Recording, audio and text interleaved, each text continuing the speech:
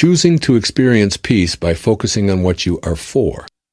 You can experience peace by balancing all that transpires around you with God consciousness. There's nothing that requires you to react to evil doing with a non-spiritual mental response. You have a choice to put your mental energy into what you desire, and in so doing, create a new world. Let me tell you how I choose to respond to the bombardment of messages that focus on what's wrong in the world. First, I remind myself that for every act of evil, there are a million acts of kindness. I choose to believe that people are essentially good, and that by staying in this belief system, I help bring more of this consciousness to fruition. When enough of us take on this notion, we'll learn to live collectively in this peaceful awareness. Secondly, I know for certain that no amount of hatred in my heart will ever bring about peace. Hatred will only contribute more to the presence of those human-made destructive energies.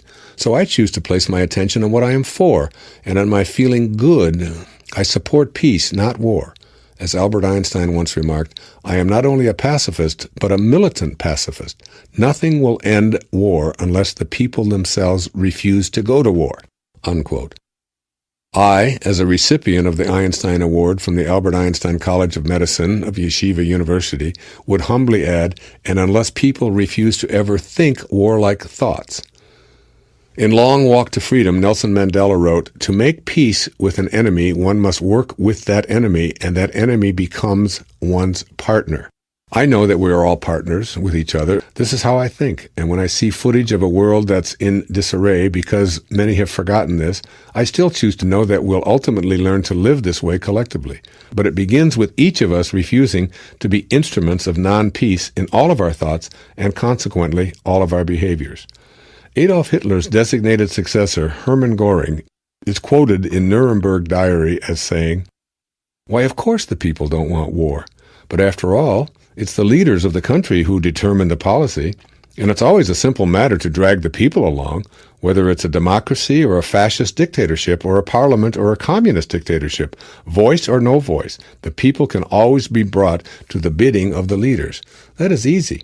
All you have to do is tell them that they're being attacked and denounce the pacifists for lack of patriotism and exposing the country to danger. It works the same way in any country."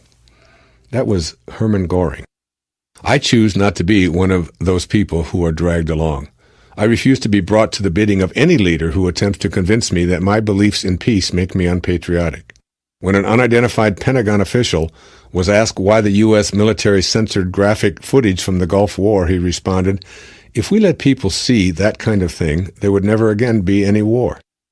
Well, that's my goal. To live in a world where warlike thoughts are impossible because we're placing all of our mental energy on what we are for rather than on what we hate.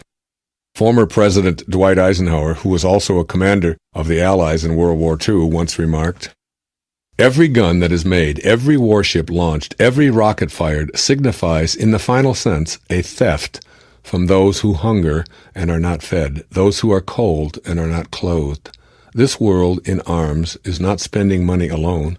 It is spending the sweat of its laborers, the genius of its scientists, the hopes of its children. This is not a way of life at all in any true sense." This is a call to get ourselves and our world in balance. Peace demands heroic thinking and a purity of conscience. Third, when I see and hear evil, I remind myself, I didn't sign up to come here to be a part of hatred. While others obviously have, I'll remember to stay with the inner sense of peace that calls to me, and I'll surround those who behave in evil ways with the same light energy. I simply refuse to go to war in my thoughts. I choose to be a beacon of light for the places of darkness that are bereft of this kind of illuminating energy. Finally, as the dispatches of violence continue to come my way, I remind myself over and over again that we have a choice in how we respond to all of this. I know that by feeling hateful in response to hate, I only contribute to the presence of hatred in the world. As an ancient Chinese proverb tells us, quote, "If you decide to pursue revenge, you'd better dig 2 graves." Unquote. I know that I have a choice to see what's good about the world rather than what has gone wrong. When those communiques of violence and hatred come streaming toward me, I push the mute button or even the off button, and I recall what the Dalai Lama once said. Quote, "Compassion and love are not mere luxuries. As the source of both inner and outer peace, they are fundamental to the continued survival of our species." Unquote. Those are extremely valuable words describing our need to be in balance. I stay balanced on this dimension of being in a peaceful world by saying them over and over and over again. I now know for certain that I'm obliged to stay in a consciousness of compassion and love, not only to maintain my own balance, but to help ensure the continued survival of our species. There can be no greater calling.